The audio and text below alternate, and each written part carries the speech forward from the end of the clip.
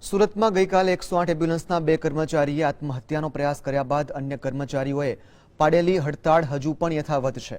ગઈકાલે 108ના માન દરવાજા અને પૂણાના 2 પાયલોટને નોકરીમાંથી છૂટા કરી દેવામાં આવતા તેમણે ફિનાઇલ ગટગટાવીને આપઘાતનો પ્રયાસ કર્યો હતો। જે બાદ રોષે ભરાયેલા 108ના કર્મચારીઓ વીજળી હડતાળ પર ઉતરી જતા એમ્બ્યુલન્સના પૈડા થંભી ગયા હતા।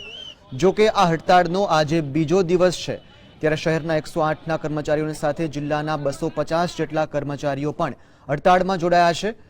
હમ હમારા હક માંગતે હે, ભીખ નહીં માંગતે જેવા પ્લેકાર્ડ સાથે તેમણે સૂત્રોચ્ચાર કરીને વિરોધ નોંધાવ્યો હતો।